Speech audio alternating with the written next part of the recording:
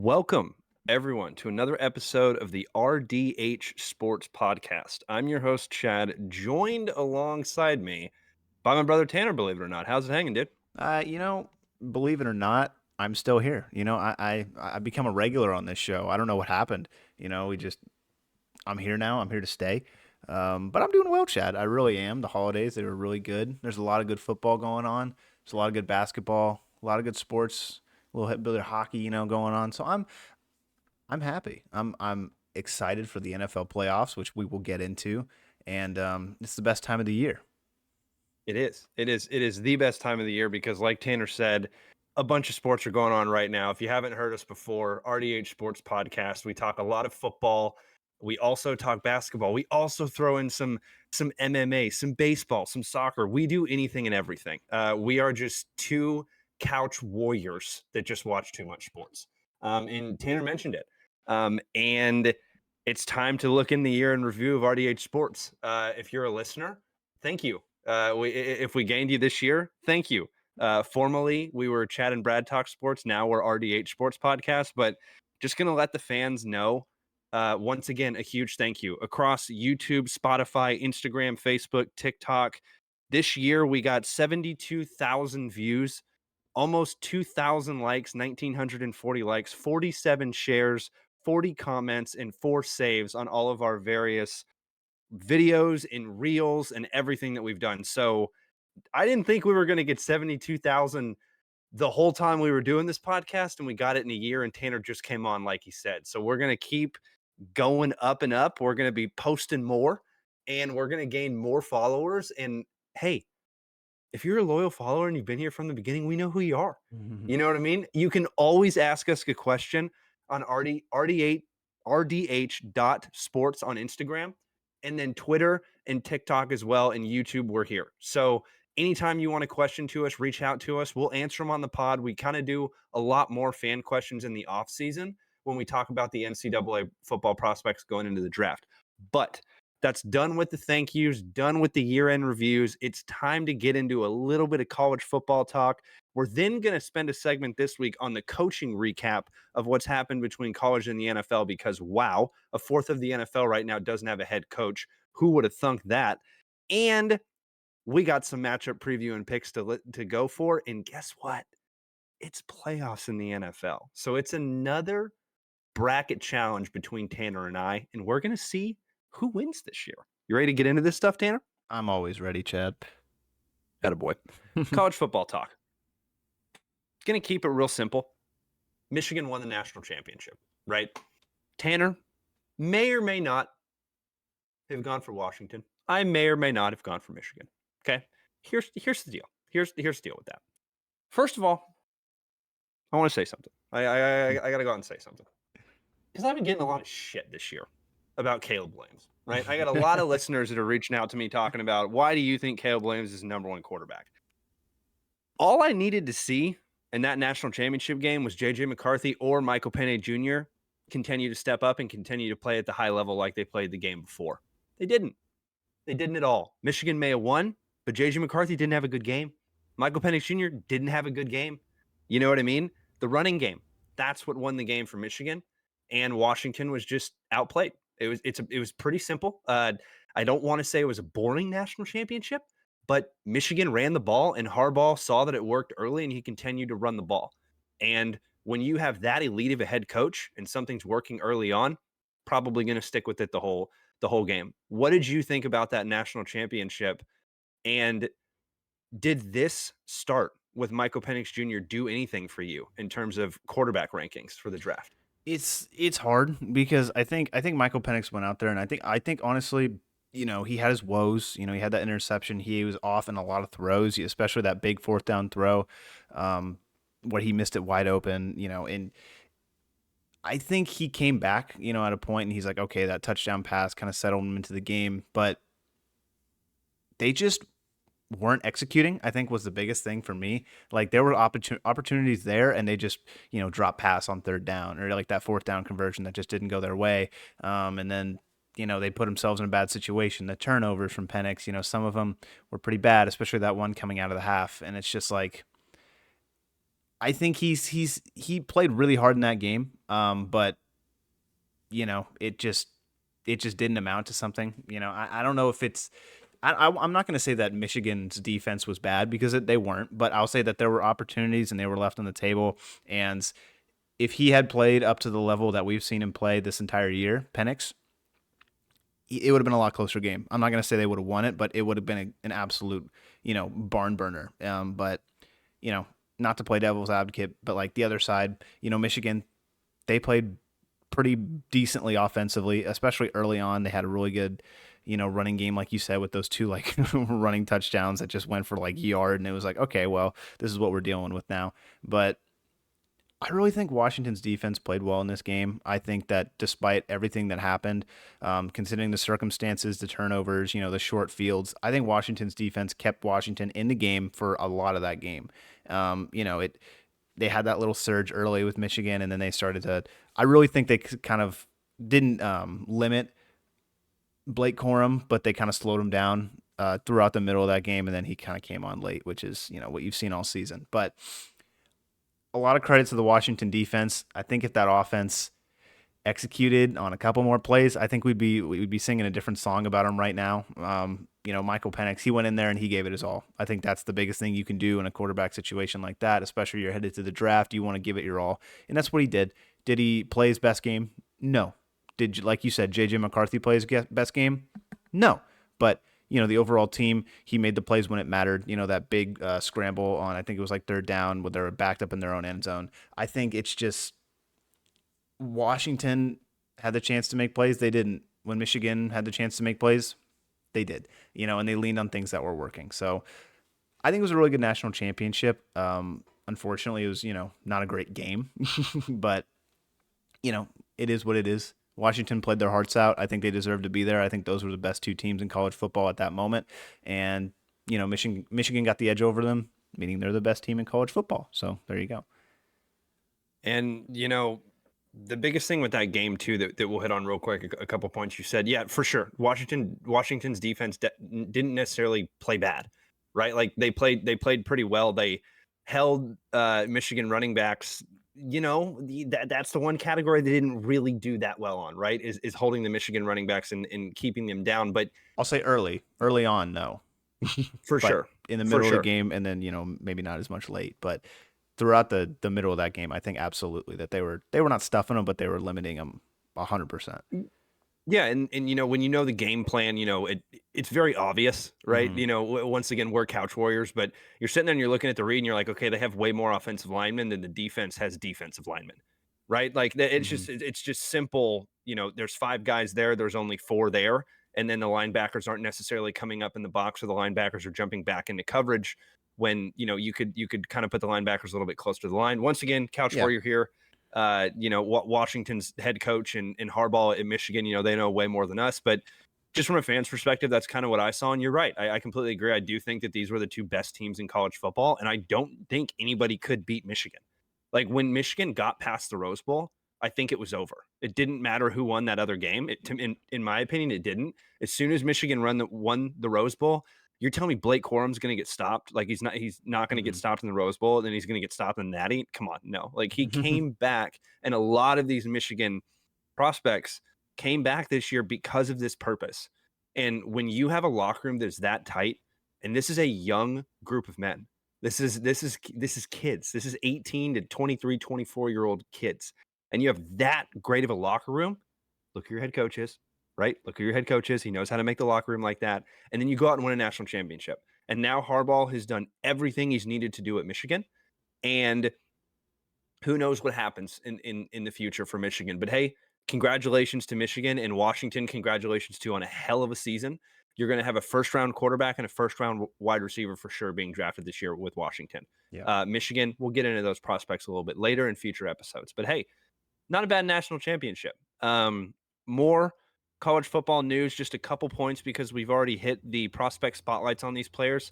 If you haven't listened to the pod before, we do a lot of prospect spotlights, and those are NCAA athletes in football that are heading to the NFL draft. These were 2 guys that I already had done a profile on. Turns out they're not going to the draft. They declared to go back to school. So Quinn Ewers, the Texas quarterback, is back for his junior season. Go listen to last week when Tanner and I asked the question, what's going to happen between him and Arch Manning? That's a pretty good listen if you haven't heard it yet. And then Emeka, I can't even say his last name, the Ohio State wide receiver, Ikabuka, something like that. That's He pretty is good. back for his junior. Thanks. He's back for his junior season as well, and was a top 5 wide receiver on my board personally. So that's a huge, huge swing. So now you have both those guys that are returning to college, and it doesn't really surprise me with the Ohio State wide receiver because it's really hard to go into the draft like that because, Marvin Harrison Jr. is just heads and shoulders above everybody. And I don't want to say he's head and shoulders above Emeka, but at the same time, it kind of looks like he was, right? But if you listened to the previous episode where I went over Emeka's profile, is whenever Marvin Harrison Jr. wasn't getting the ball, this kid was getting the ball.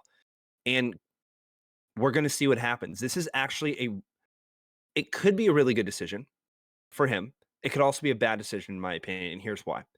He was already a top 5 wide receiver in my book, personally. So he's most likely getting picked in the first round already, in my opinion. So I would declare. Now, you want to go back to school? That's never a bad thing, right? You want to go back to Ohio State? That's never a bad thing. But the big thing with Ohio State is that now he's the number one. He's the number one wide receiver. So he has to not only replicate what he did this season, he has to excel of what he did this season. And he doesn't have Marvin Harrison Jr. there to take off the double coverages every single game. So it was a good decision, and it was also a bad decision. This is a decision that he is putting all the chips in on himself, and he is going to show the country how good of a wide receiver he is next year. And I'm here for it. Maybe we have another Ohio State wide receiver is the number one ranked wide receiver. That's tough next year, right? Who knows? But any notes on those, Tanner? Are we good to move on to the coaching recap? No surprise from Quinn Ewers. I mean, we were talking about it last episode. We thought he was coming back. It's a smart decision from him. And with Emeka Egbuka or whatever, however you say his last name, I completely agree. I think I'm kind of like a big supporter of betting on yourself. If you want to, especially in the NFL, going into the draft, you want to make more money. Obviously, that's probably a big consideration for these guys when they're coming out of college. Like, where am I going to get drafted? I don't want to commit to the NFL draft if I'm going to be like a fifth, sixth, seventh rounder, and you have the potential to be a lot higher. But I like what he's doing. Of course, what you said, it could absolutely backfire, and he could fall down a lot of people's boards, especially if he doesn't have a great season following up the one he had last year. But I don't know. I'm a big supporter of guys betting on themselves, because if you do, I think it. One, you get more experience, and two, you just get out there, you get more tape on you, and everyone sees what you're made of. So I like it a lot, but you never know. Ohio State bringing them back, that's pretty cool too. Yeah, I mean, it's hard not to, right? I mean, Yeah. they've had so many wide receivers recently, with I Chris know. Olave and Garrett Wilson, like all these wide receivers that have come out that are not even like maybe number ones, like clear number ones in the NFL. And Marvin Harrison Jr. is potentially gonna go. I mean, I don't know. We have no idea what Chicago is gonna do. We're gonna get into that in future episodes. Do they take Caleb Williams right there, or do they add the wide receiver piece alongside DJ Moore, right? That turns into immediately one of the best wide receiver cores in the entire league. Oh, easy. Because of Marvin Harrison Jr. being there. And he's a number 2. And then you have DJ Moore, that when he is going, DJ Moore's like this, he goes up and he goes down, right? Some games he'll have 40 yards. The next game he'll have 400 freaking yards somehow, right? 140 yards. And guess what? If Chicago's bringing back Justin Fields and they're not taking a quarterback, like Chicago's fans chanted, "We want Justin" on their last game, I don't know how you don't do that and then go for an offensive lineman and or the top defensive lineman because you're Chicago, right? Yeah. So that's going to be one we're definitely going to get into in future episodes. But that's it for the college football news this episode. Aside from the coaching recap, we're going to jump into that right now. Like I said, NFL wise, there's 1/4 of the NFL that does not have a head coach right now, and that is absolutely insane. But maybe not the greatest, but definitely number 2, if not number 1, greatest college coach of all time, That was number 1. Nick Saban, is now stepping down and has parted ways with Alabama. He is retiring, and he's riding off into the sunset. Little claps, little claps for Saban. He kicked the crap out of A&M when Hey, I was except going a to school couple there. times. Except a couple Aside from times. aside from a couple times, thank you, Johnny, for starting that train. And then when you were there, you got to see that as well. And there it is. And there's not going to be a college coach in our lifetime, in my opinion. And I'm talking next like 50 years. I plan to be around for at least 50 more, hopefully make it 80. And there's no one that's going to have as many accolades as him. This guy has not only won national championships, he's won multiple national championships. This guy has not only had players drafted, he has had most players drafted in each draft class, in each draft. If you look at Alabama players, you look at Georgia players, they're up at the top both times in terms of total number of players drafted from that school. This guy's legacy is unbelievable. He needs a statue if he doesn't already have one. And thank God he's finally out of the SEC. Yeah, I mean it's Nick freaking Saban. Like there's not much else you can say about it. Like he's one of the greatest coaches, period, of our generation, regardless of the sport, regardless of how you view Alabama. You have to give him all his P's and Q's. You got to give him everything because, he made Alabama into a program that is scary. That is absolutely respected around the world, I would say. A dynasty. Easily a dynasty. And it's one of those things you hate to see him go because it's one of those things in college football you thought you could always bet on. Like, okay, Alabama's going to be good. Like we know that's going to happen. And now, you don't really know. Obviously, I'm assuming they're going to continue with the traditions and stuff like that, but players are already decommitting.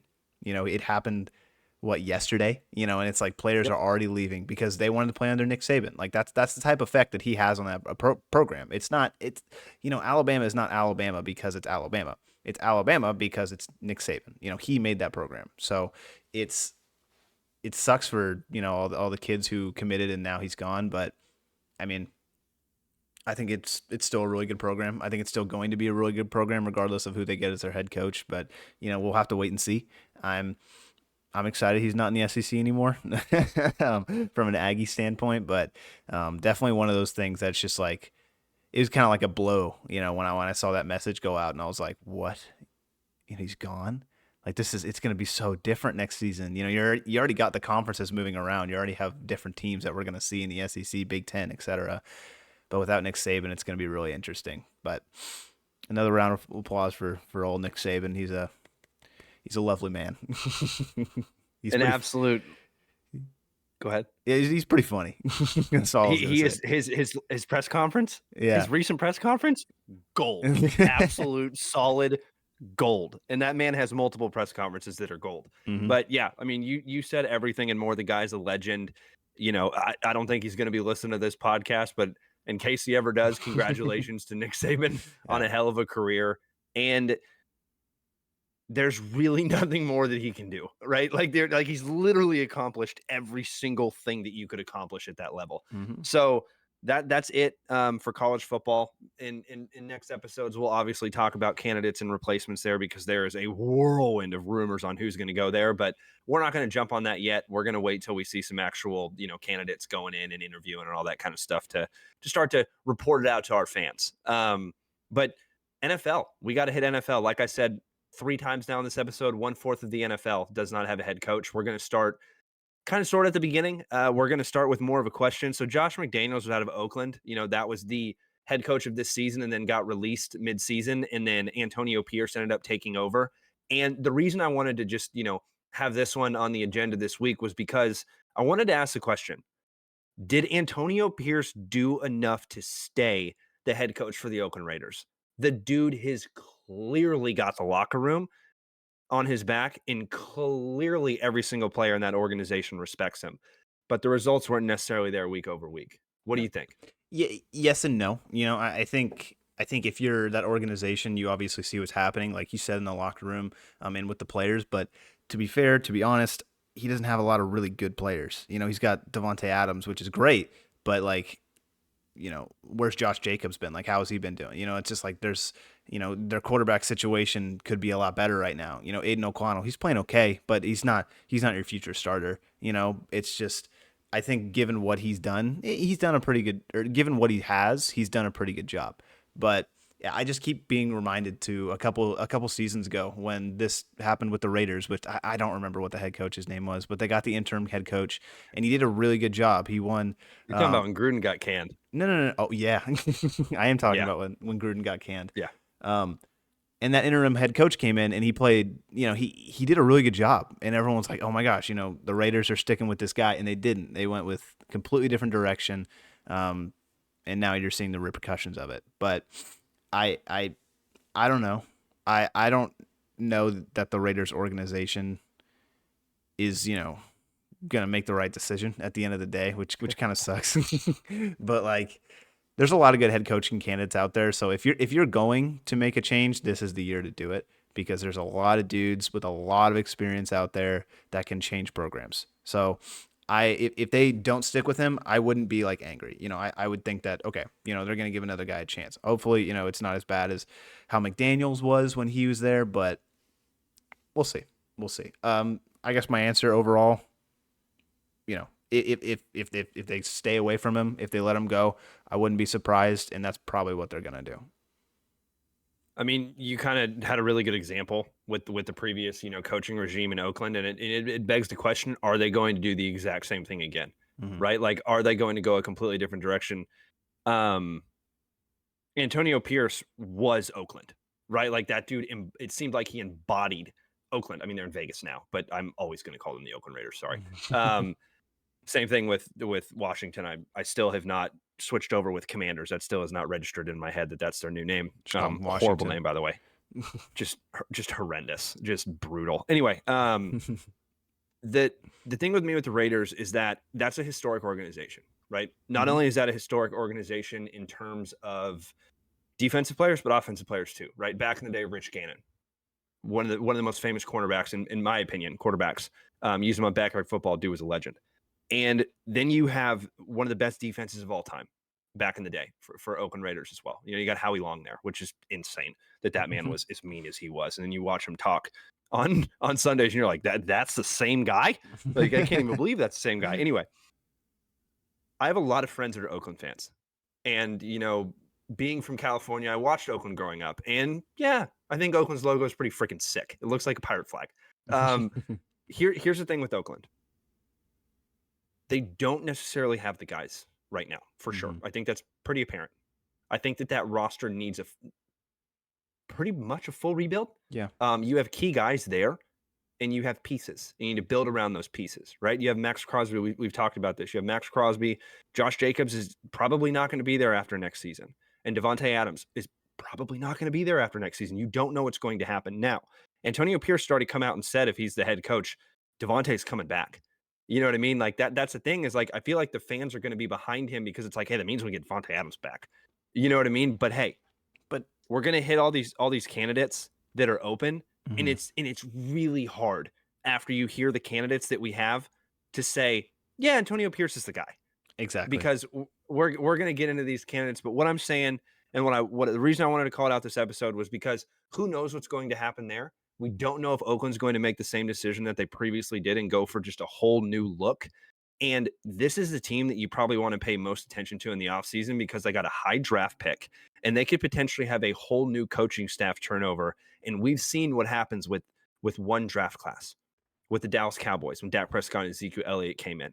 And all of a sudden that team completely changed. When you saw the Texans, you thought the Texans were going to be at least a couple years until they started to get back to the playoffs. Well, guess what? They won their freaking division. And Jacksonville just choked it. You know what I mean? Just absolutely choked their division. But hey, all it takes is one draft class. And guess what? All it takes is one quarterback. And guess what? One more time. This is the best quarterback class we've seen in 10 years. I mean, this quarterback class is insane. Yep. There's so many guys on this class that are first-round quarterbacks, and there's not usually. There's only a couple. In my opinion, there's usually only a couple. But this year, there's a ton of coaches and a ton of quarterbacks. And they're so mature too. That's something I think, a lot of people skip on. They're all like ready for the NFL. They've been playing from college for a while, and they have experience, and they're very, very mature for the position. Like last year, we saw, you know, CJ Stroud, he's young, and it's just like a bunch of guys like that. They come in, they're not ready to play. Bryce Young, no offense, but he wasn't ready when he came in, and it's just like these guys, they've been playing in the NFL, they've been playing in college for a while, and they're consistent, they're making plays, and it's just like, they have age and experience, and that goes, I think it really goes a long way when it comes to drafting and future franchise quarterbacks. So, And so many of these quarterbacks are going to get taken in the first round. And mm-hmm. if your team needs a quarterback, this is the year to do it. And if your team needs a quarterback and needs to trade up to pick number 1, this is the year to do it, because we all know who I know is going number 1. That's Caleb Williams, and I just don't know which team is going to pick him. I don't know if Chicago is going to sit there at number 1 and actually take Caleb Williams when they have Justin Fields, or they trade away that pick like what happened with Washington when they traded up to get RG3 and get a haul of picks, fall back a couple picks, because teams in the top 10 are going to be the only teams that are going to be jumping up. So, hey, I don't know. There's going to be a lot of draft talk that we'll get into. But now going back into the coach talk, Brandon Staley, out of the Chargers, that happened a couple weeks ago, but we just have to bring that point in. And that's a huge one. And the reason I wanted to bring that point in is because Dan Quinn, the defensive coordinator of the Dallas Cowboys, has already, it's a potential. It's a potential right there. So that's why we wanted to keep it in. And this one, hurt a little bit. He's a division opponent coach, but I mean, this is one of the most legendary coaches that I've ever watched, and one of my favorite coaches that I've ever watched, with Riverboat Ron Rivera, and he's officially out in Washington. So that's a big one. They traded away their 2 best defensive linemen, and arguably their 2 best players on their team with those defensive linemen. They have a quarterback of the future, maybe. They pick very early. I don't think they're going to pass up a quarterback that early. Exactly. They pick number 2. So, yeah, I don't think Sam Howell showed you enough this year to not be able to take a quarterback at number 2. I'm just glad I'm not Chicago sitting there at number 1 with Justin Fields. I'm just going to say it now. Now, like we were saying, right? Antonio Pierce is a great coach, but there's better candidates out there right now. Riverboat Ron, that's one candidate, in my opinion, that's better than him. The next candidate, this one was a shock to me. I did not see this coming.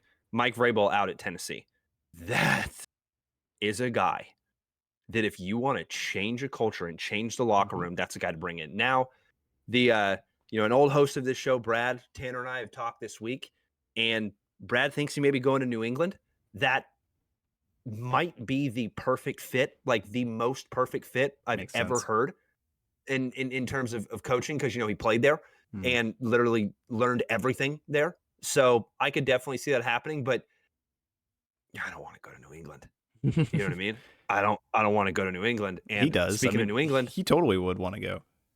No, he would. I wouldn't. Screw that. Speaking of that, yeah. Bill Belichick, the best coach of all time in the NFL, is gone. So that's why there's an opening in New England. That's why Vrabel, it's kind of rumored to go there. That's one that we'll kind of jump on because it's perfect. It is literally the perfect fit. Vrabel was a hell of a guy at Tennessee. And earlier years, Tannehill and Derrick Henry in the playoffs every year. And they were getting deep into the playoffs every year. So that was a team that did not disappoint, in my opinion. As of recently, maybe they did. Coach wasn't the problem. I'll just say that now. But hey, you need kind of a culture change or a change in the locker room, and clearly that's what they did.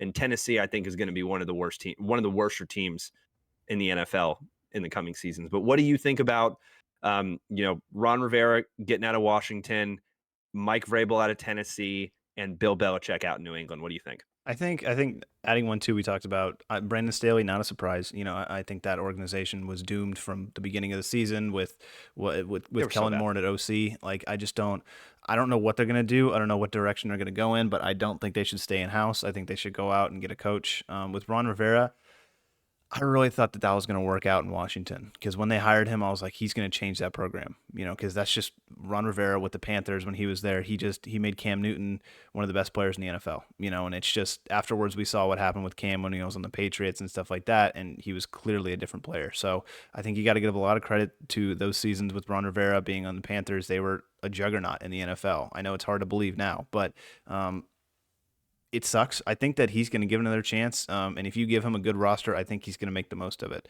With Vrabel, same situation. Like he's such a good coach. I just think that I completely agree with you. That situation there was just you need a change. You can't you can't keep Vrabel in. It sucks to say because he's a really great coach. It's not his fault, but Derrick Henry's leaving. He's old. He's gotten some age. He's not the same running back as he used to be. Tannehill is not the same quarterback he used to be. It's just like you're relying on Will Levis at this point and aged DeAndre Hopkins. He's not the premier receiver of the league like he used to be. It's just it. I don't. It's just one of those situations where you kind of are being forced into a rebuild, and you can't have a head coach, like Mike Vrabel leading that rebuild. It's just you got to clean house, you got to sweep everybody out, and just be like, all right, we need to start from scratch because they're trading their guys away. We've been seeing that the past couple seasons with AJ Brown and their other big names, and the guys they have drafted haven't really worked out. So it's just Traylon Burks, example number one. It's just like these guys that they're just taking chances on to kind of continue this Super Bowl window, but it's just not really working. So he gets to a point where you just kind of have to all right, we're cutting the line. Let's start over. And I think that's a really, really good thing. I hope a lot of teams do it, including the New England Patriots, who with Bill Belichick, that's exactly what they did. Bill Belichick, you hate to see him go. You really, really do, because he's just been a staple, very much like Nick Saban we talked about earlier in New England for the past 24 years or something like that, I think it is. And the greatest head coach of all time. And I don't think anyone can really argue that at this point. He coached the greatest player of all time in Tom Brady, and they won 6 Super Bowls together. So it's hard to let him go. I think that's why they kept him on as long as they did during this season and during the previous season when Tom wasn't there, just trying to make it work. But you see what happens. You see them trying to make it work with what they have with Mac Jones. Like these bad draft picks, I'll say, and poor free agency moves with what they're doing at wide receiver and what they're doing, at running back and stuff like that. Ramondre Stevenson's good, but it's just not nothing crazy. You know what I mean? Like there's not a player on that roster that's going to make you jump, out of your seat. Maybe like Judon. That's like about it. That's the only player I was going to say. I was going to say Judon would be the only other one. And then the kid that's showing a lot of promise is the cornerback out of Oregon, Christian Gonzalez, that got taken in the first round, but he got injured this season. And you don't know how a cornerback's going to come back from injury. But I completely agree. You know what I mean? I do think Tennessee and New England really needed to do that fresh rebuild. I think Washington's kind of like still pattering around, you know what I mean? Just kind of paddling around, just like, we'll wait a little bit. They have good pieces. That's the thing. Like Washington, I think they're starting to get into that rebuild mode. They're trading away Chase Young, their defensive lineman, Montez Sweat, those guys, and yeah, they're starting to come into that rebuild mode. I got a question. Yeah, and because you brought up a good point there, right? Me, if I'm rebuilding my football team, if I'm an owner and I walk in there like rebuild this team, Oakland, right? Oakland, Washington, right? Midseason. I'm not trading those guys.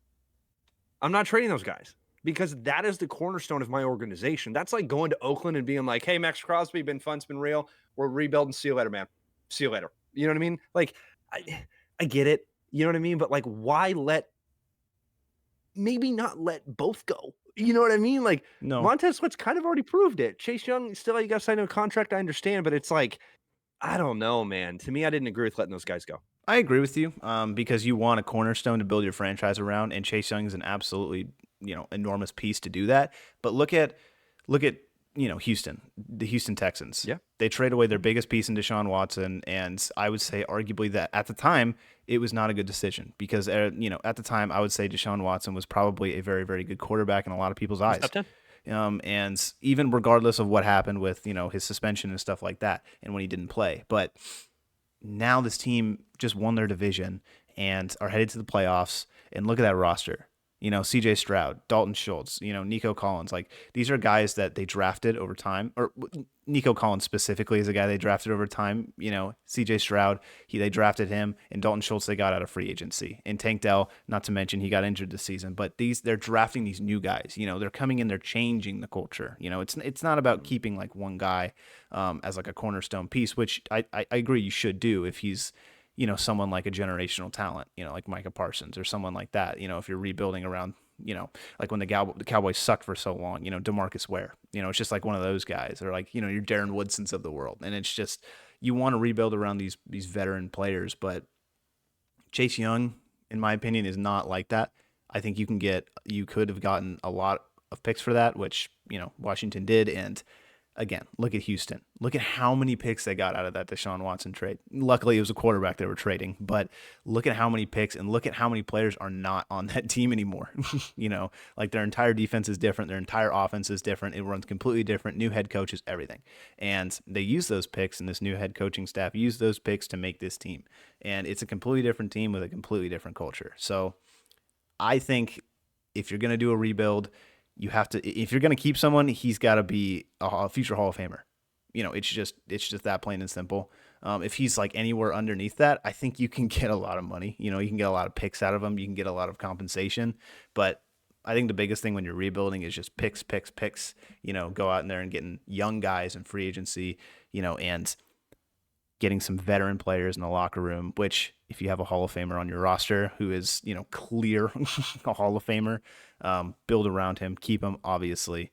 But Houston Texans are a great example of how a rebuild should be done. And they only did it in like a couple years. So I like it a lot.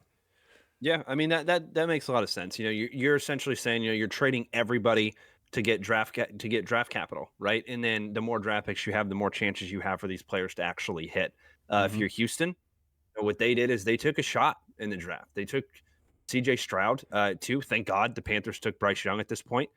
And then they jumped right back in to number 3 and took the best defensive player in the draft with Will Anderson Jr. out of Alabama. That's how you do right? it. So, yeah, if you have these guys that you're going after and you're going to build your team around, that's when you see, right? You have a quarterback at 2, you trade back into number 3 and get your defensive end for the future because, hey, Texans had J.J. Watt. They realize what a good defensive end does for an organization, right? Not saying he is J.J. Watt, but I'm saying he is the best talent that the Texans have had, Will Anderson Jr. coming out of the draft. So, yeah, I mean, I kind of see where you're coming from, and you're right.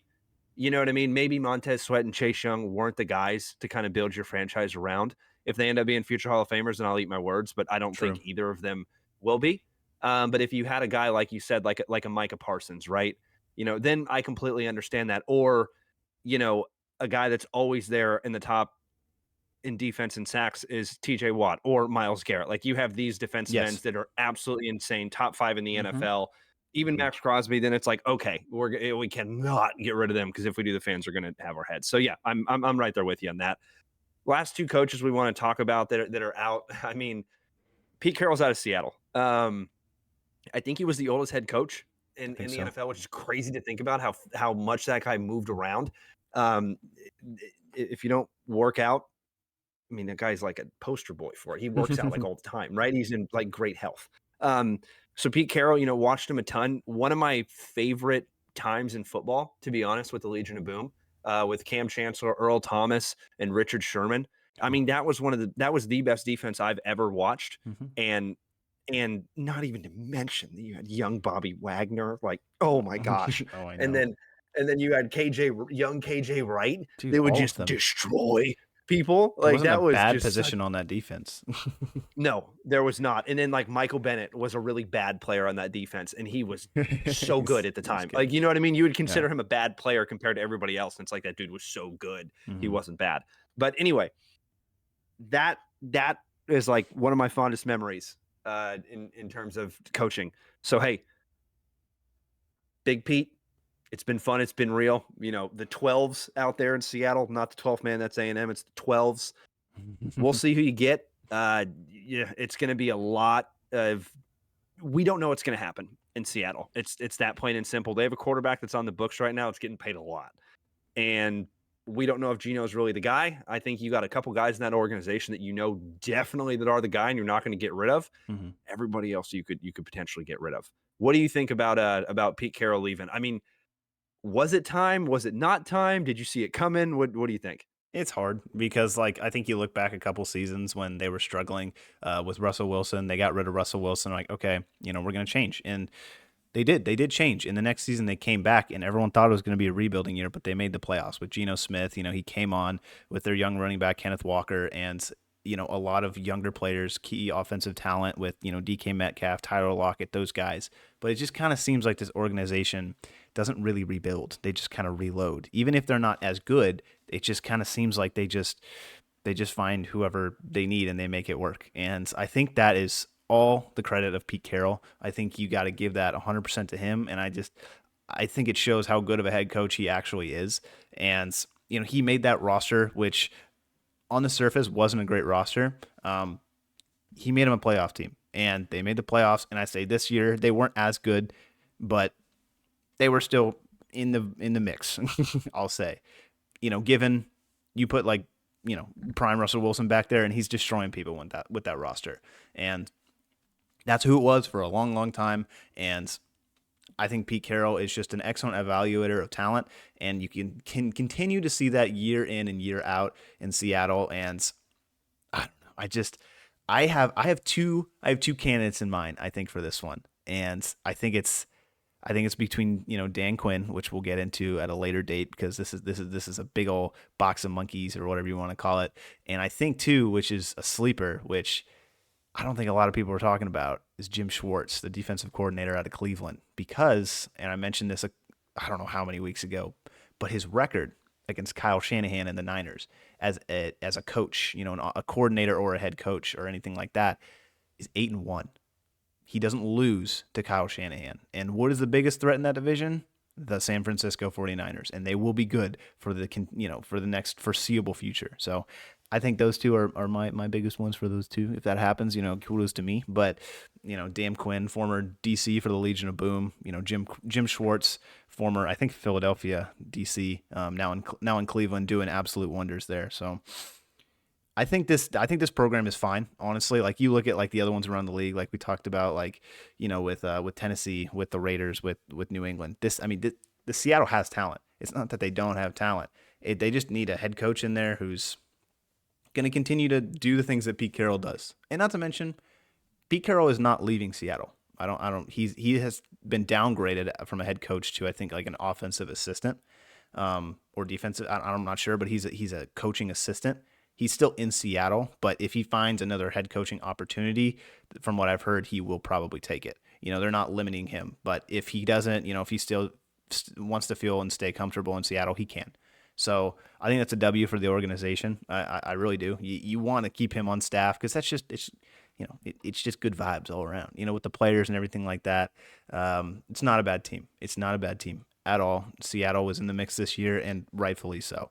But I don't know. I think Seattle will be just fine regardless of who they take as their head coach. I think it's a good organization, and I think they usually make pretty good decisions when it comes to free agency, hirings, and stuff like that. Drafting too.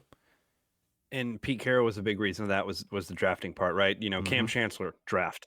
Earl Thomas, draft. Richard Sherman, draft. All late picks too. Bobby Wagner, draft. Michael, like, everybody's draft, right? Like, that is how you build and flip an organization, like you said.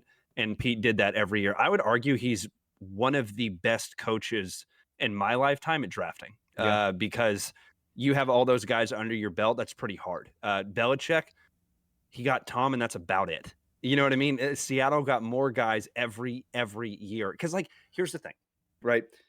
With Belichick, it's like, okay, yes, there was definitely guys he got. That was an exaggeration, but I just don't think anybody's got the talent that Pete Carroll has gotten. No, but year over year over year over Belichick, year. And Belichick, he went through free agency, Randy Moss and all that stuff like that. But continue. Yes. His bread and butter was free agency. Continue. Yes, Pete Carroll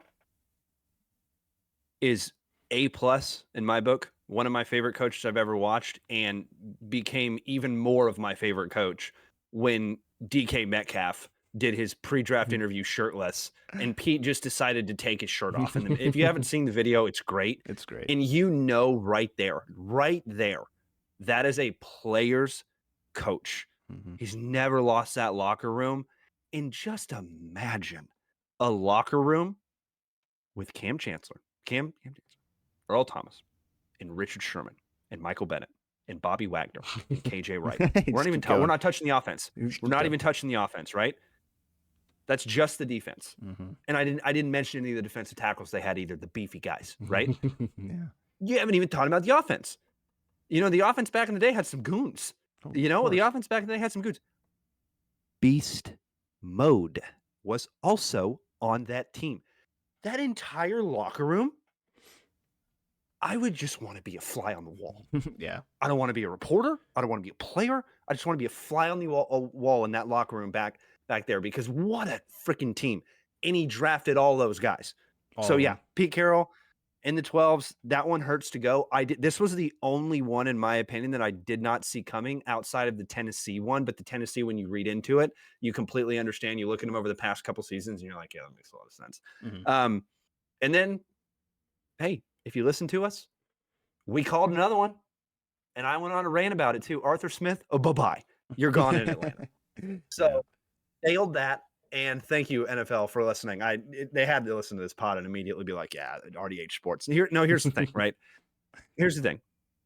Atlanta was 7-9 going into this past week, and all they needed to do for Arthur Smith to potentially keep his job was beat the New Orleans Saints, which is a division opponent and is not out of the realm of possibilities to do. They got crushed.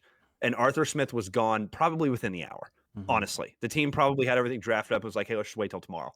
You know what I mean? Let's not do this like right now, right? Like walking on the field, the fans are like, see ya. You know what I mean? Bye-bye. But only thing I'll say about Atlanta, we were talking about this before we got on, and you made the great point of Bijan Robinson, right? We've talked about Bijan Robinson a ton on this podcast in the underutilization of this great, talented running back. I understand Tyler Algier is good. I understand. But he's not Bijan. There's one Bijan Robinson in the league. There's one. And that guy is not only the next feature back in Atlanta, he is the next best running back of this generation, in my opinion. This guy is more durable than Saquon Barkley and can do everything that Saquon can do more. Mm-hmm. What? When the hell did we think we were going to say that? You know what I mean? But he showed it this year, and guess what? He only got the ball a little bit, right? He only got the ball a little bit, and he showed it this year. Now, I say a little bit. Pretty sure he led rookies in touches. Pretty sure he led rookie running backs in touches. But maybe I just come from a different school of football. When Dallas Cowboys had Ezekiel Elliott, when Dallas Cowboys had Marion Barber, when Dallas Cowboys had Julius Randle, they just ran the ball all the time. And I understand that that's, is like hitting the life expectancy of a running back is not necessarily the highest right now. And when teams do that for the first 4 years, it goes down. But, and I mean life expectancy in terms of being in the NFL, not actual life expectancy, by the way.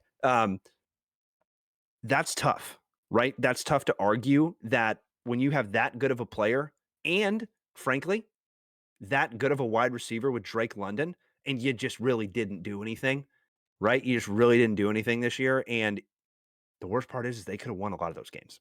Mm-hmm. They could have won a lot of those games if they would have called the correct plays. But we'll see who comes into this organization. But hey, there's a lot of shiny toys in Atlanta.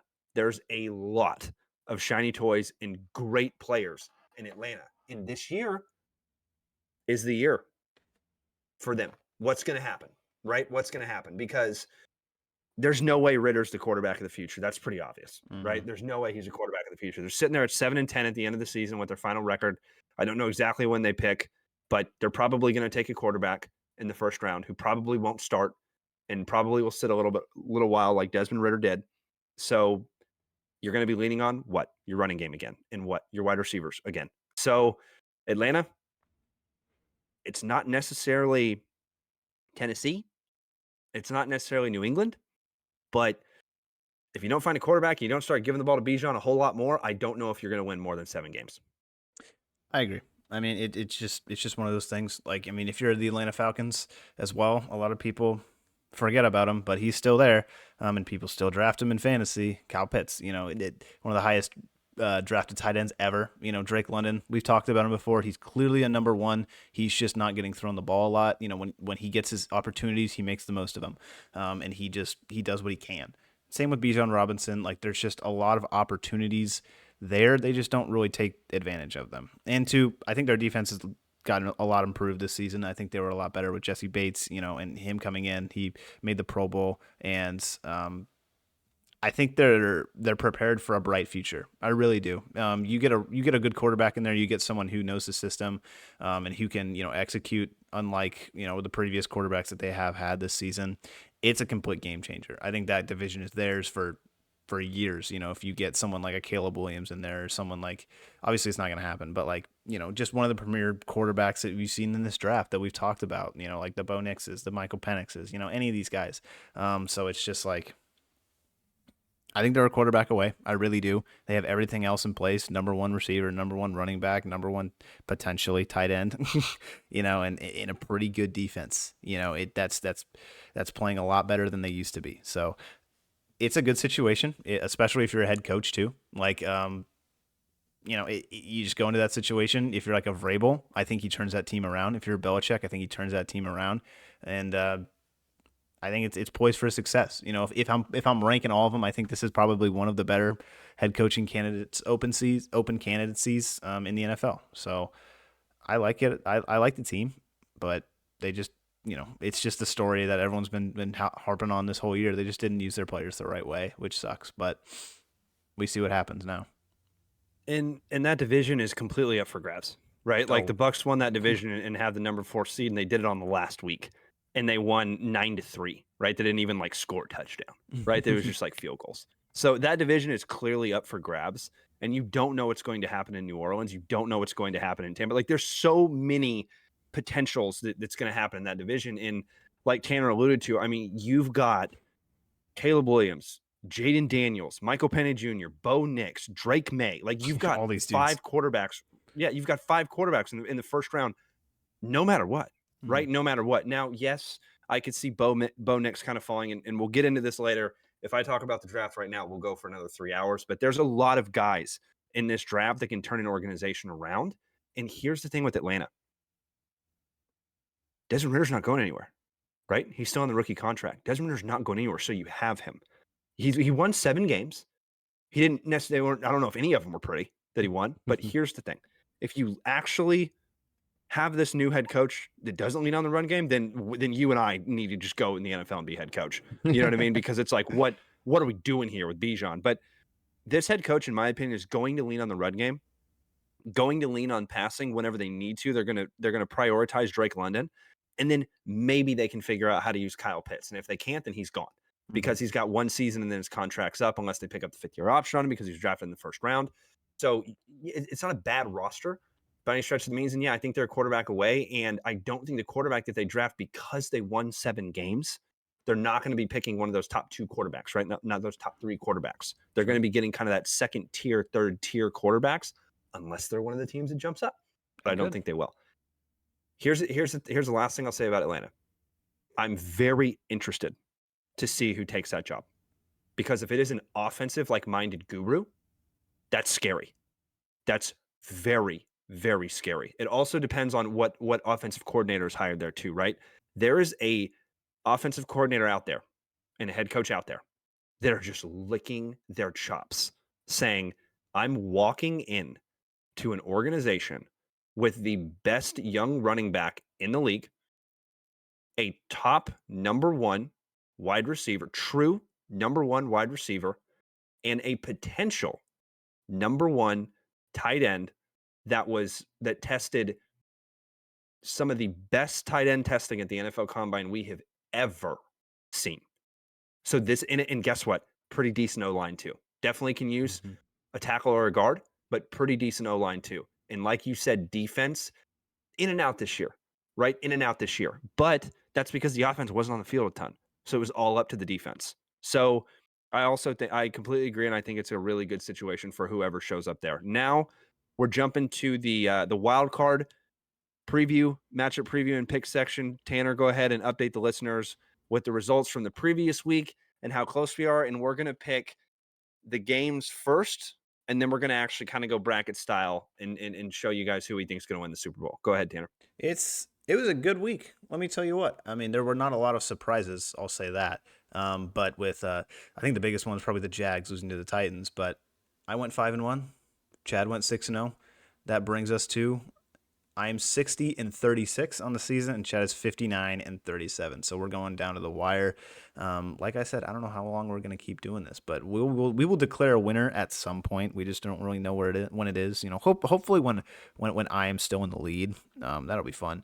But let's go to our first matchup with the Browns and the Texans. Probably one of the most exciting matchups of the wild card weekend. What do you think, Chad? Let's start on you for this one for a change. Oh man, I thought for sure the Browns insider was going, but I like that. Mm. I like that a lot. I know who you're picking, right? I know who you're picking. You can't not go Cleveland, right? You can't not go Cleveland, right? You would think that I would be like, oh, okay, yeah, he's going Cleveland. I am jumping on the Cleveland bandwagon too. Oh Okay, wow, I got to say it now. I got to say it wow. now. If CJ Stroud had a better performance last week, no, I can't even talk myself into potentially taking the Texans because of this defense, because of how good Cleveland's defense is. I think you get better in the playoffs personally. And you're telling me that Cleveland's defense is going to get better than they already have this regular season. This is a team that is a top, not one, but probably two or three defense in the entire league this year. If not number one, in some categories, they were number one, right? This is a nasty defense, right? Mhm. Nasty defense. And their offense, for some reason, is hitting on every cylinder, right? So I got the Browns. I got to ride the Browns, and I need Joe Flacco to bring back the Fu Manchu, and I need to rock and go on after the wild card round. It's just so simple. Give me the Browns. I like the Browns. I think for every reason that you said, I think that defense, it's just hard in a world where you pick a rookie quarterback over a historic defense because just we don't see that happen. No rookie has ever led a team. Specifically, no rookie quarterback has ever led a team to a Super Bowl. It's never happened in the history of the NFL. And And he had 4,000 plus pass yards. yeah, and he's the best rookie ever to play the quarterback What? position. Yeah. Literally the best rookie season I think you could ever say. He's broken multiple records, and it's gonna be an interesting matchup because I don't know. It's it's a different atmosphere in Cleveland. Let me tell you what. It's just one of these things. From what I've heard, the rumors in the locker rooms are just it's different. This week is different. They're guys are preparing way more. They're talking film way more. They're preparing like this is it. And it's just one of those teams you've been seeing all season. They've got a chip on their shoulder. It's five starting quarterbacks to play throughout a season. That's including the last week, so we can say four realistically who have played throughout the season and have meaningful games. That doesn't happen, Chad. That the teams don't do that. They don't lose their starting running back. They don't lose their $250 million quarterback and then their two backups. And then sign someone off the couch, and they're suddenly a playoff and Super Bowl contender. It doesn't happen, and I just think that's going to give you the ultimate chip on your shoulder to go out and win this game. The offense is played, Joe Flacco played one of the best games I've seen him play this past week. Not obviously not the one where he sat, but the one where he destroyed the Jets. You can say the Jets gave up in that game, but that's one of the best defenses that has been proven in the NFL. And they're going up against the Texans defense that they lit up earlier this season. So I have no faith, or I have no doubt that the offense is going to get rolling for Cleveland. I think the biggest question is, can CJ Stroud do something against this defense? Because to be fair, he's going to win Rookie of the Year. He's really, really good, but we've seen him go up and down a little bit over these past couple games. So I think CJ, he's going to play really well, and I think it's going to be a barn burner. But I'm going to take Cleveland. Now, let me also say one thing. Cleveland's kicker, Justin Hopkins, is out for this game. So kicking is going to be an interesting thing for Cleveland. So that can affect a lot of the game, but hopefully they have a plan in place with another replacement kicker to get that going. And two, as well, I saw Denzel Ward was limited at practice. So that's their number one corner, and we'll see what happens. But they're down a lot of injuries. But honestly, this is Cleveland football at this moment. It doesn't matter who goes down because someone's going to step up. And Jim Schwartz, like I said earlier, he's got these boys playing at a historic level. So give me the Browns in a barn burner and Saturday afternoon. Yeah. And everything you said, I'm right there with you. The thing with the Texans is if CJ Stroud throws for over 300 yards, then maybe the Texans win this game, but I mean, I don't understand how CJ Stroud did what he did without Tank Dell, and even with Tank Dell there, I don't understand how he did what he did. He's making these guys. Look at Nico Collins. Look at his last game, banger. He's absolutely destroying people. Look at Tank Dell in those games he succeeded, bangers. He's destroying people. It's CJ. That's the reason. Yeah, and imagine that before he came to Houston, right before that, he was throwing to Chris Olave and Garrett Wilson, and a little bit of Marvin Harrison Jr. in there as well. So this kid has always had good wide receivers, and that's what I asked coming out of college was, is this CJ or is this Garrett Wilson and Chris Olave? Because I knew how good those players were, right? I knew how good Marvin Harrison Jr. was and is, but I think the question's been answered, and he's doing it at a higher level than any other rookie, and it's not even close in terms of rookie votes. That kid's going to win it by 15 miles, not by a mile, and nobody thought that the Texans were going to rebuild in one season, and they are a literal playoff team in the division champ. So, yeah, I can't believe we're picking against them, but I do think that Cleveland's defense is elite, and I think that elite defenses in the playoffs make it farther than teams that don't have elite defenses. That's just my opinion. So we're both going Cleveland on that one. Saturday night, we got the Dolphins versus the Chiefs. Go ahead and take us away, Tanner. I heard this game is going to be extremely cold, like 0 degrees into the negatives kind of cold. So that's going to influence my decision more than a little bit, honestly. I think this is the time you're going to see the Chiefs start to get rolling. They've had woes, they've had, ups and downs and bad beats all season, but it's the Miami Dolphins going to one of the coldest stadiums that's going to be here this weekend. So give me the Chiefs, man. I think this is just, they're playing at home. They live in the playoffs. They're not one and outs. I could be completely wrong. Come back on Monday or Tuesday, Wednesday, whatever, and they're out of the playoffs, and I'll be like, whatever. It's just one of those seasons. But they don't go out early in the playoffs, especially after they win the division. So give me the Kansas City Chiefs. With Patrick Mahomes, I think 2-time MVP, 2-time Super Bowl champion. It's just hard to bet against them, especially with this weather. That's going to be very frigid, very cold, and with a Miami team that's not hitting on all cylinders right now, and have had a lot of really bad injuries on defense, including like Bradley Chubb and those guys too recently. So it's just all pointing in one direction for me. So it's just give me Kansas City. I want to go Miami so bad. Like I really do. I want to go Miami so bad, but you said it. You can't. There's guys you can't bet against in the playoffs, and you can't bet against them in the first round. And Patrick Mahomes is one of those guys. Tom Brady was one of those guys, right? I think Tom Brady only went out a couple times in his entire career early, and that dude played for like 20 plus years. Now, Patrick Mahomes has not played for 20 plus years, but I don't think he's ever been knocked out in early. You know what I mean? I don't think he's ever been knocked out early in the playoffs, and he just turns on another level in the playoffs. And you're telling me that this game is going to be so cold that he most likely is not going to pass the ball, and it's going to be reliant on the run. And the run, if it relies directly on the run, here's my thing, which it will, right? Because it's that cold and it's going to be windy as hell and it's going to be snowy and it's Kansas City, right? It's freaking freezing there. Kansas City won the division, like you said. Okay, this is the worst season Kansas City's ever had. When Patrick Mahomes is there, they still won the division. Okay, that's 1. 2, game plan is running the ball. Isaiah Pacheco, Clyde Edwards-Helaire, and whoever the hell else Kansas City has against Achane, Mostert, and Jeff Wilson Jr. Okay. That's a tough one, right? That's a tough one. Now, let's bring the last point into what Tanner said. Defense has had a ton of injuries on Miami's side. Guess who isn't injured on the Kansas City side? Chris Jones. Jones, the best defensive tackle in the league, if not number 1, number 2. Okay? This is his time.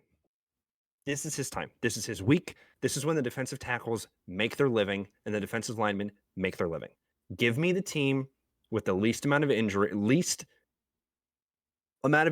in the specified positions that we're talking about, meaning the defensive line and also the offensive line, right? because if the offensive line isn't healthy, the defensive line is going to tear them up. And also, it's Miami. It's never cold there. It's like never cold in Miami. So I know that these guys have not only played in Miami exclusively. I know they've gone into snow and played before. I get that, but this isn't snow. This is like a tundra of horrible weather, and you're in Kansas City. Remember how Tanner said that the Brown Stadium was a hard place to play at? Guess what? This is the hardest place to play at in the entire NFL, and it's the playoffs, and it's cold, which means to get hot, you got to yell and you got to move around, which means they're probably going to be even louder than they usually are. So give me Kansas City against Miami. As bad as I want to pick Miami, It sucks. give me Kansas City against Miami. I really think you got. I really Oh, think go that divisional game on Sunday night, that was Miami's cards. You know, they lost that game, and that's gonna really haunt them in these playoffs, because I mean that was the number 2 seed. You know, go look at who Buffalo's playing this week and tell me it's not an easier matchup. and that's who we're going to jump into next. Buffalo is playing Sunday morning against the Steelers. Mm-hmm. I think this is going to be quick. I think this is going to be quick and sweet from you, because you hate the Steelers because they're going against Browns in the division.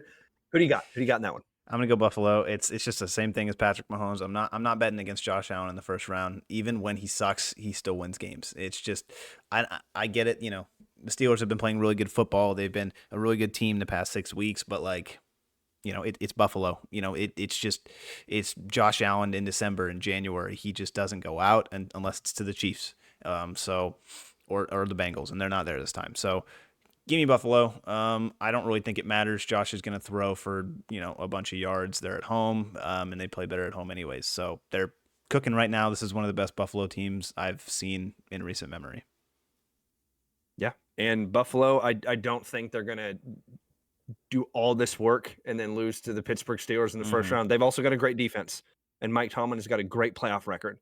But give me Josh Allen in the playoffs against anybody but Patrick Mahomes. You know what I mean? And even when it goes against Patrick Mahomes, it's not like he does bad. Also, he does really well. Go ahead and take us with your next point, Tanner. TJ Watt was hurt, if you remember, at the end of the game. That is true. Last week. So I don't know his status. He's out. Oh. He's officially out for this week. Then it's not even close. That defense is nowhere near the same level without TJ Watt. One of the not great, I'll say, running teams in the NFL, running defenses in the NFL. So Buffalo all the way. Some tables will be broken. Buffalo. The tables will be broken. Give me Buffalo. That one's quick and easy. I don't think they're gonna get beat, but you never know. Weirder things have happened.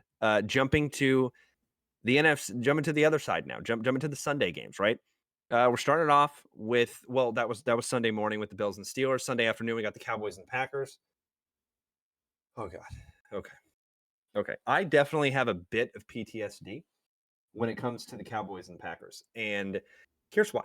Last 2 times the Cowboys have played the Packers, the Packers have won in the playoffs. If you don't remember the last performance, it was Aaron Rodgers when he had Martellus Bennett. Dallas went down, scored. Tanner and I were at that game, unfortunately. It was a really good game. That was one where we just sat there and we're like, wow, I can't believe that happened. But Dallas went down, scored, gave Aaron Rodgers about 18 seconds. That's all Aaron Rodgers needed to complete like a 40-yard bomb to Martellus Bennett. Mason Crosby kick a 50-plus yard field goal. Boom. And then the time before that, it was the infamous Des Caught situation in Lambeau, right? So Green Bay is not only good against Dallas in the playoffs, they're good against Dallas in general. But they don't have Aaron. Now, Jordan Love's been playing some pretty good football. Jordan Love's been playing some real good football, and they're starting to lean on their run game, which is scary when you have arguably one of the best running back duos in the league with A.J. Dillon and Aaron Jones, one of the best offensive lines in the league, in my opinion, with Green Bay. And you've got a red zone target like Christian Watson, which isn't necessarily the scariest thing to go up against, but when you have someone in Dallas that I don't know if they can cover a red zone receiver, Dallas typically gets destroyed and torched this season by red zone receivers. Deep threats, not the same thing. I'm talking in the red zone, a guy that's going to go up and get the ball like a Mike Evans. That's Christian Watson. So when the Packers do get to the red zone, which they will, that scares me a little bit. But Dallas hasn't lost at home this year. They haven't lost at home this year. I'm going to knock on a little bit of wood. I did that as I was saying that. Don't worry. I played hockey. I'm very superstitious. Been doing that the whole time. This is a game that has huge implications, not only on this season, but next season.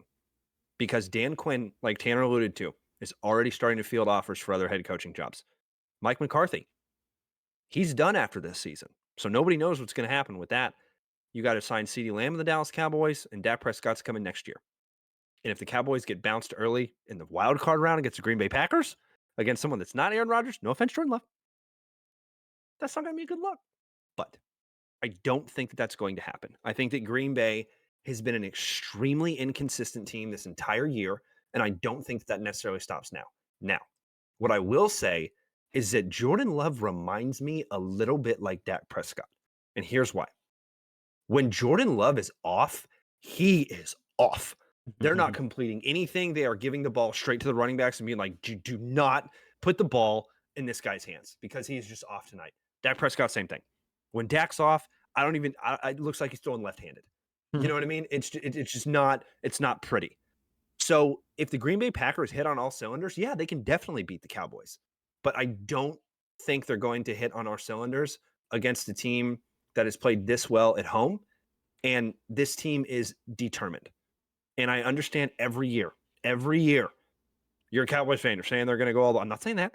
I'm just saying I think they got this week. I really do. I think the Cowboys have a favorable matchup against the Packers at home. If they weren't at home, I don't necessarily think it would be a toss-up game. I would still take the Cowboys, but I do think the Packers would have had a better shot. But give me Cowboys on this week. I'm going to go with you on the Cowboys. Obviously, this is where I'm going. But I think, too, a lot of people forget is Dak Prescott plays pretty well in the wild card round, folks. I can remember two examples recently against Seattle in the wild card round. We were at that game. It was a really, really close game, and Dak just edged it out at the end of the game, and he was the reason they won. And then they went to Tampa Bay this past season, and they beat Tom Brady, which was one of the biggest monkeys on Dallas's back. They had never beaten him to that point. Dak Prescott went in there, threw like 4 or 5 touchdowns, and looked perfect.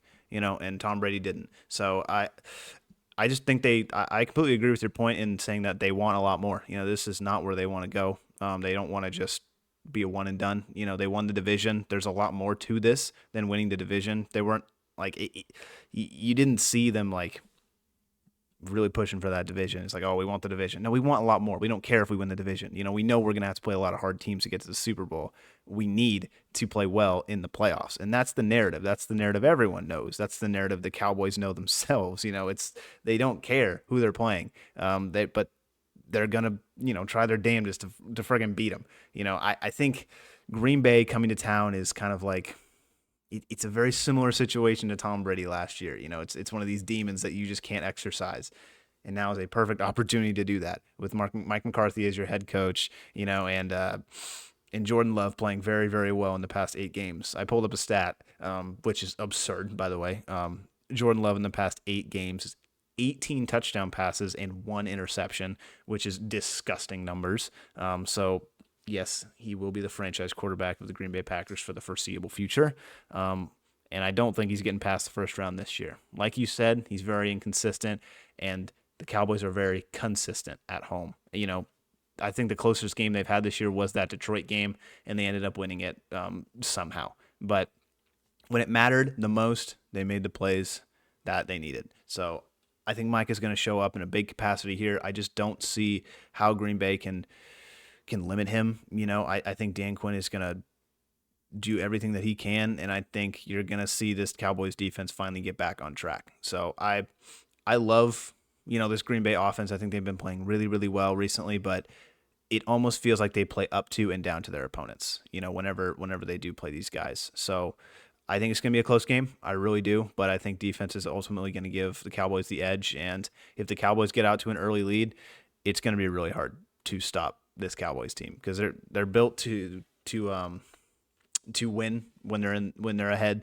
They're just excellent at grinding out games and taking time off the clock and forcing you into bad situations offensively and defensively. But give me Dallas, man. CeeDee Lamb is having one heck of a season. Dak Prescott is having one heck of a season. And this is the best Cowboys team I have seen with Dak Prescott. And that is just, I don't think it's an understatement.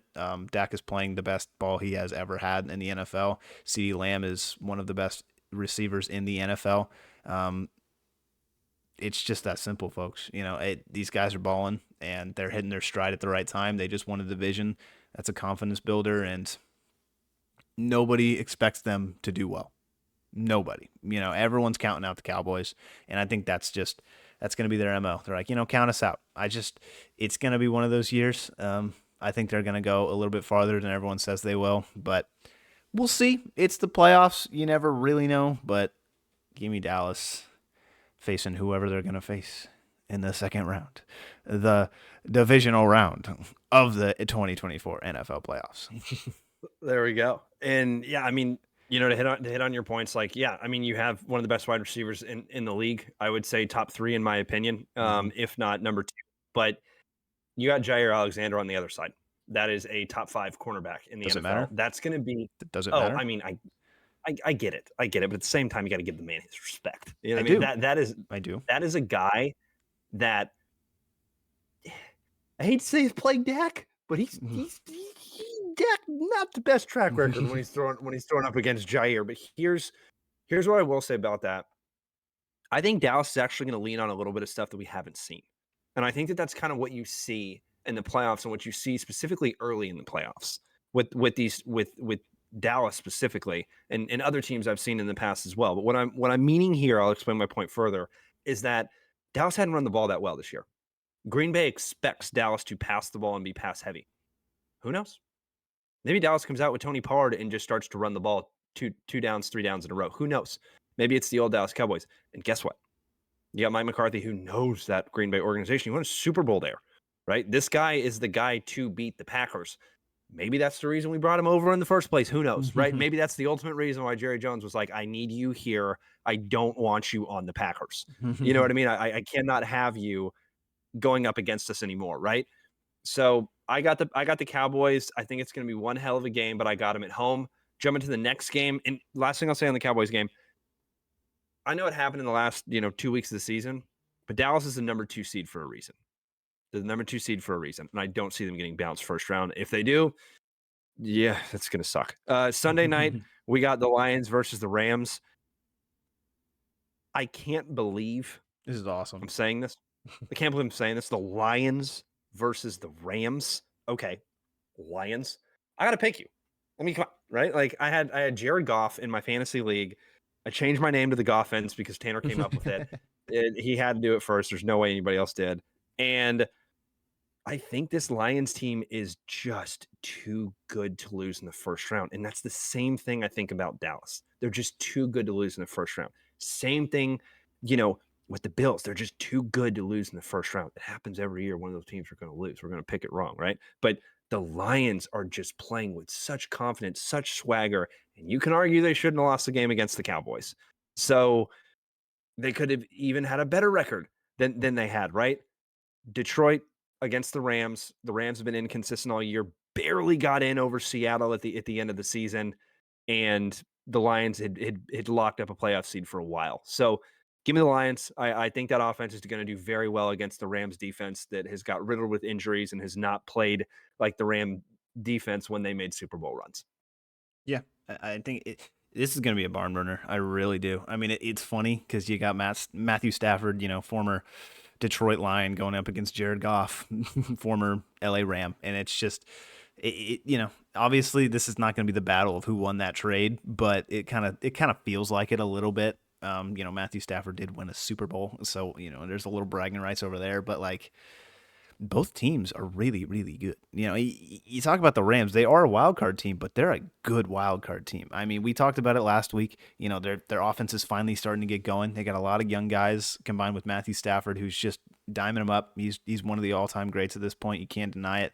And he's going to go out there. He's going to make plays. And on a stage as big as this, he's back in the playoffs. He's going to make plays. It's not like an if, it will happen. It's just up to the Lions whether or not they're going to be able to counteract it. We've seen the Lions drop games that they probably could have been competitive in. Example when they played the Ravens. That was a horrible game, and they probably could have been competitive in it, but they just weren't. They're going to be at home though, and that's insane because Detroit hasn't had a home playoff game in what feels like forever. definitely before I was born. So it's one of those things. The fans are going to be in it.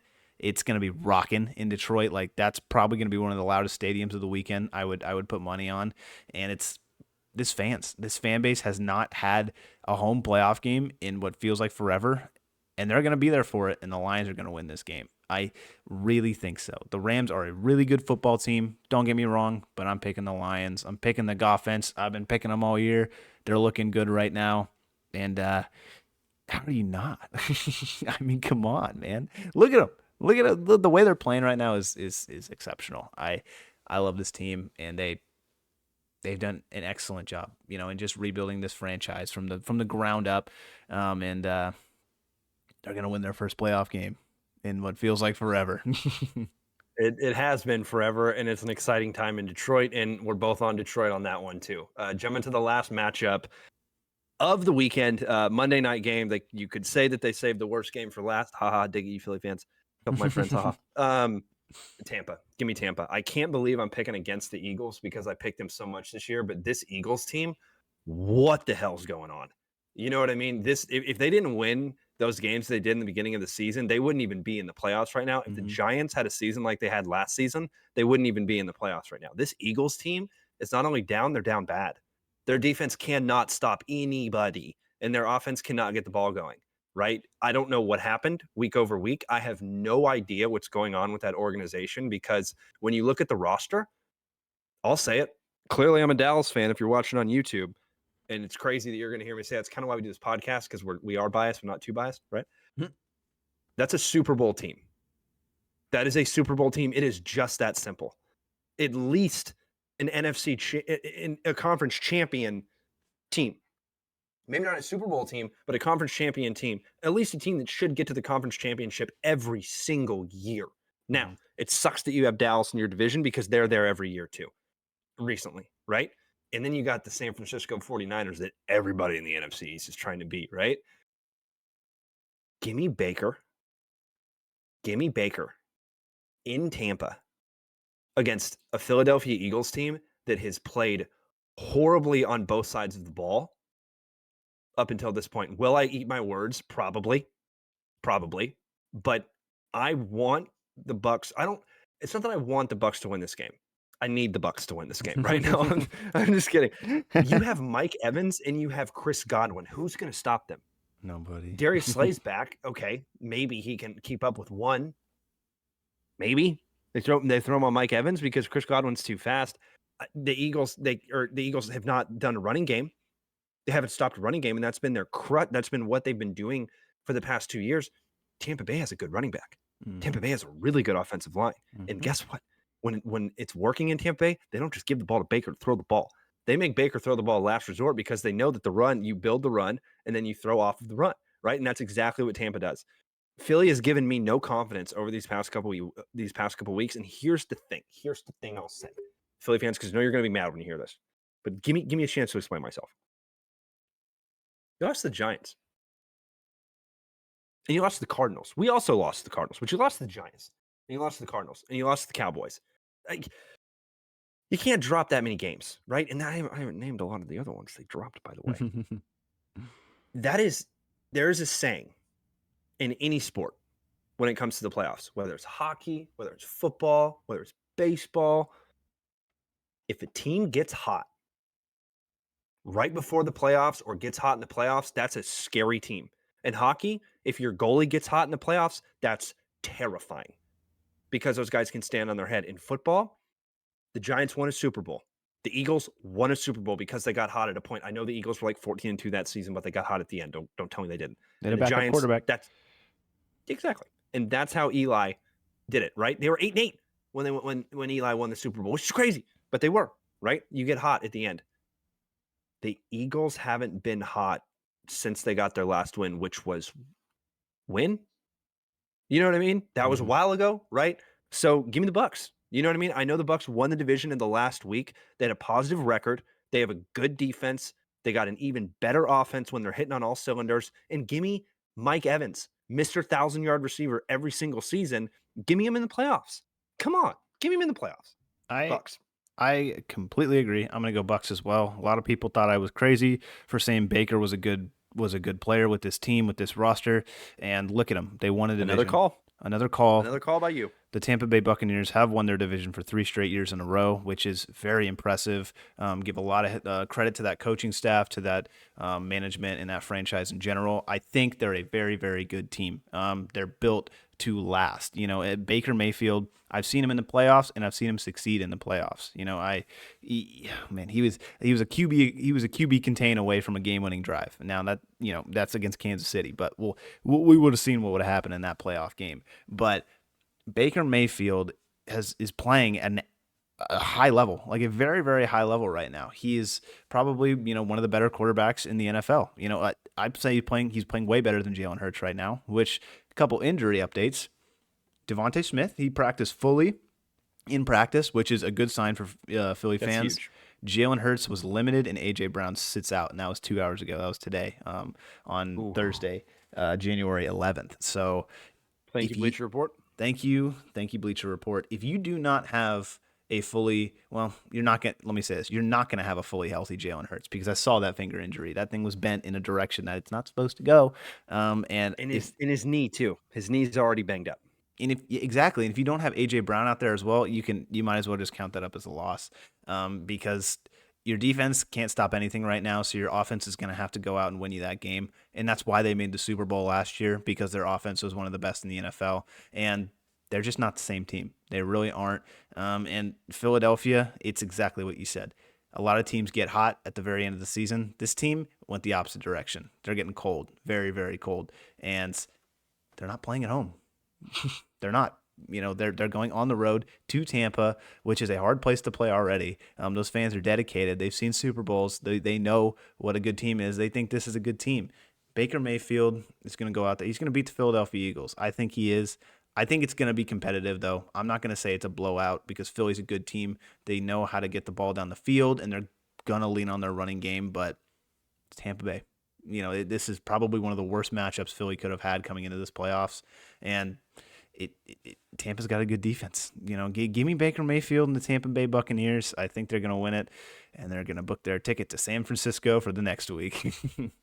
It's gonna be a heck of a week for them on that one. But that's all of our matchup preview and picks for this episode of the wild card round. I'm gonna go ahead and start it off. It's gonna be a little bit rapid fire, and then Tanner's gonna go ahead and go with his bracket. But we each did the NFL, the playoff bracket challenge. We do it every year. This time, we just fortunately have a podcast so we can actually talk about it, right? So I'm going to go ahead and start it off. As you heard our previous picks in the wild card round. So Baltimore was the number one team in the AFC. So they're just sitting there. San Francisco is the number one team in the NFC. So they're just sitting there waiting in the divisional round. Tanner just mentioned it. Tampa Bay is going to go to San Francisco. Then I picked Detroit and I picked Dallas to win. So Detroit and Dallas is going to play then. And since Dallas is the 2 seed, they will host the home game. So it'll be Dallas at home, Detroit away, Tampa Bay away, and San Francisco at home in the NFC divisional round. I'm going to make this short. I'm going to make this simple. San Francisco is going to kick the crap out of Tampa. No, I'm just kidding. They're not going to. It's going to be a closer game than a lot of people think, but San Francisco is such a good team that I cannot pick against them, and they have rest. And they have a full roster that's healthy right now, so I cannot pick against San Francisco. Give me San Francisco in the divisional round against Tampa Bay. And then the Detroit and Dallas game, that's a big one because of what happened recently in Detroit. Now, I think that Dallas is going to play a better game at home against Detroit this time, and I don't think they let it come up to the last play or the last couple plays of the game. So I also think Dallas was holding back a bit in that game because I think that they knew that they were going to meet Detroit in the playoffs. I know it's crazy to say, but I think that they had already had that going. They thought they were probably going to meet him in the first, the first round, but they ended up not in getting the division. So they skipped around, but I still have Detroit and Dallas going. I have Dallas beating Detroit, and then it's San Francisco and Dallas for the NFC Championship at San Francisco, number 1 and number 2 seed. I have San Francisco beating Dallas. So Dallas gets to the conference round this year, 1 game away from the Super Bowl, but can't get it done in San Francisco. So San Francisco sitting there on the NFC side for me. Jumping to the AFC side very quickly. Baltimore, like I said, is sitting there at that number 1 seed. Cleveland is the number 5 seed, so Cleveland will play Baltimore. Then the other game will be, drum roll, Kansas City and Buffalo again. Here we go. And this time, Buffalo has the better seed, even though they could have not even somehow made the playoffs the last week of the season that the Dolphins would have actually won. They didn't. Buffalo goes in and beats Kansas City finally in the playoffs, and Baltimore beats Cleveland. Sorry, Tanner. Joe Flacco goes off into the sunset right there on the divisional round, in my opinion. Conference round, you got Baltimore, you got Buffalo. This is crazy to say, but Baltimore is going to beat Buffalo in the conference championship and make it to the Super Bowl against the San Francisco 49ers. And Baltimore is going to win the Super Bowl this year because Harbaugh won it at Michigan. That's what it is. I'm telling you, it's a conspiracy, but I'm telling you, I think that's going to happen. I think that the Ravens have such a good defense that it's very hard to bet against them, but then you're going against the San Francisco 49ers and have just as good of a defense. But this is Lamar Jackson's year. Lamar Jackson won the MVP. I know San Francisco has been alluded to the Super Bowl. They've been so close over these past couple of years, but it's another year they're going to come up short. Brock Purdy needs to have another year in that offense, and Baltimore is going to ride off in the sunset. Both the Harbaugh brothers are going to be champs in their respective sports. There we go. Your turn to go. I like that. I like that a lot. I like it so much that it's going to be pretty similar for me, honestly. I really, it's hard to see another outcome. I mean, seriously, like it's, you can move around the Cleveland matchup and the Houston matchup, and that'll change a lot of things. But like, in my side, let's start with the AFC because you started with the NFC. Let's be fun about it. Number 1 plays number 5. That's Cleveland. That's Baltimore. You know who I'm picking here. Yeah, I know you know who I'm picking here. I mean, you can't not know who I'm picking here. I'm going Joe January Flacco against his old team, the Baltimore Ravens. He's gonna go in there. He's gonna make him look silly. All right. We've seen Lamar in the playoffs. I love you, Lamar. I really do. You're gonna win MVP for your second time. But we've seen him struggle in the playoffs, and guess what he just had? He had 2 weeks of rest. He had 2 weeks of rest, and I don't know. I just don't feel good about it. Cleveland's really hot right now. Just like you said, if you're a hot team going into the playoffs, you win those games. You get those upsets. You play to a level that people don't expect. You're gonna go and they're gonna go into Baltimore. I think they're gonna win. I think Joe Flacco is gonna have a little bit of a chip on his shoulder, like he has right now, and he's gonna beat Baltimore. I mean, to be fair, he knows the system pretty well, and he's making plays for Cleveland when nobody thought he would. I like it. Give me Cleveland with the huge upset over the number 1 seed. We gotta have some upsets here. We gotta get it a little interesting. I had to start it off because my NFCs. We'll see when we get there. But the other game we're gonna have. Let's go to the Buffalo and the KC side. It's gonna be one of those. It's going to be one of those again. It's going to go down to the wire. I think Buffalo's going to take it. I agree with you on this one. KC is just not as strong of a team this year, and it's just Josh Allen's season. He's been playing too well. He's been playing probably as one of the best quarterbacks, I'd say, in the NFL right now. Despite all the turnovers, he's a gunslinger. He will always be a gunslinger. That's just kind of how he is now.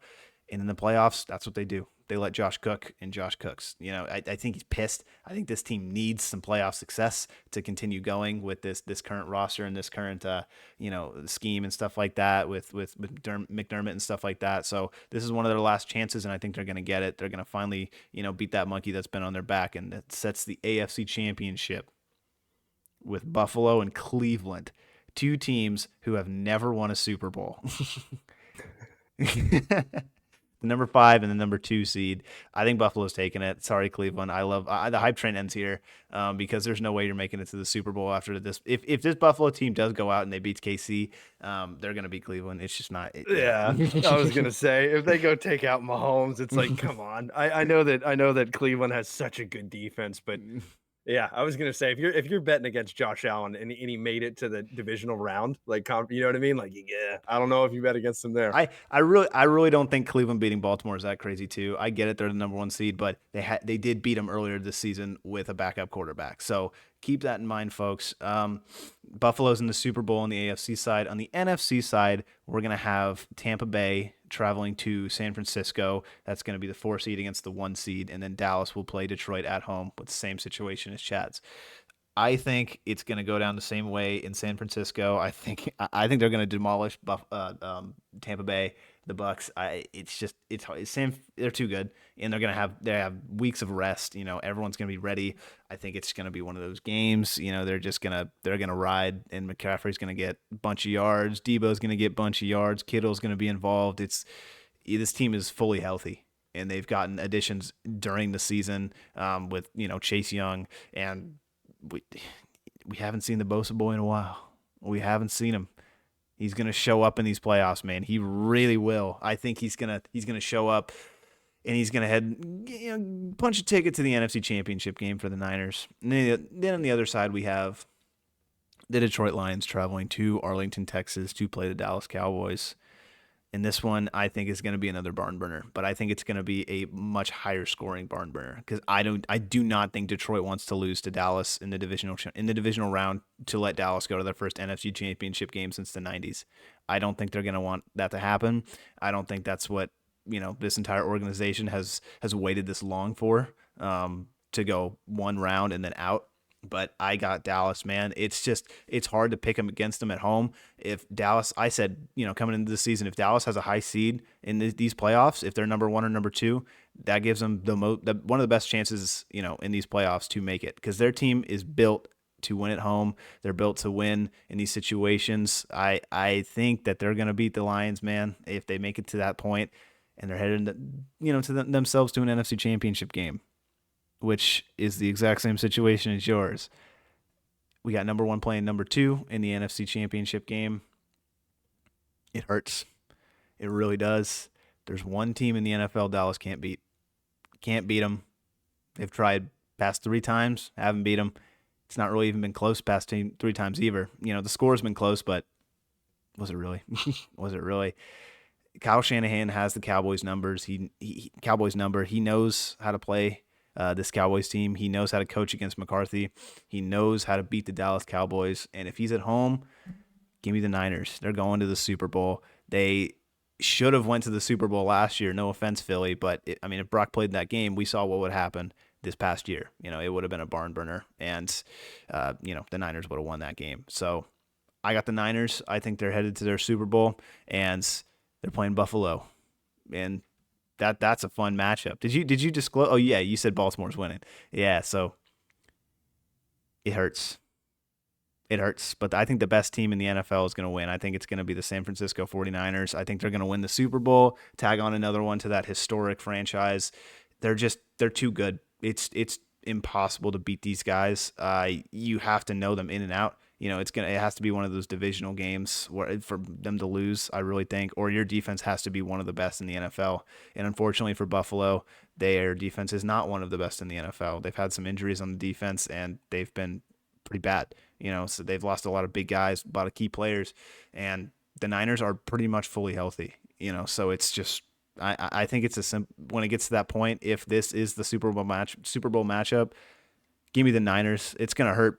Buffalo fans are going to be hurting all over the nation, but I think the Niners will take it if it goes to that point. And then you'll have the San Francisco 49ers with another Super Bowl. Give them a round of applause for making it this far, for winning it all. Well, you had an NFC champion and I had an AFC champion, so I'm glad we did the exercise, and I see that you're not on the same conspiracy that I'm on, but that's okay.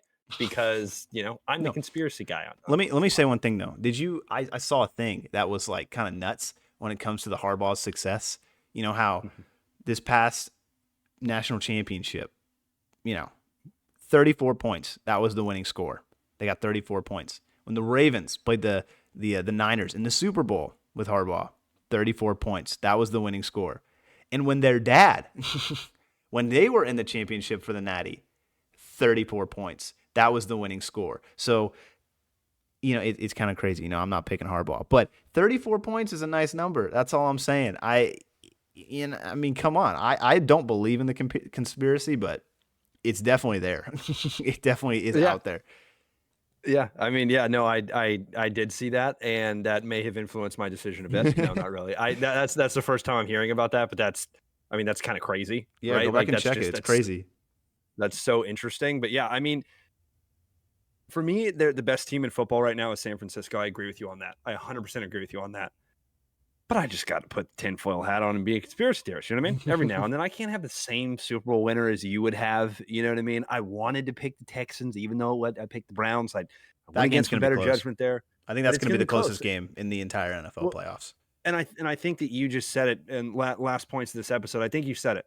A lot of these games in the playoffs are going to be very close because these teams are that close to each other, right? They're so close to each other in terms of talent, and that's why they're here in the playoffs, right? That's why these teams have made the playoffs. So we'll see what happens. I don't foresee a single blowout this first round. The only one that I could see a potential blowout crazy would be the Bucks and the Eagles. And that's just Really? because the Eagles, Not well, even that's just Buffalo? because if you look at, well, the only reason is because they got blown out by the Giants last week.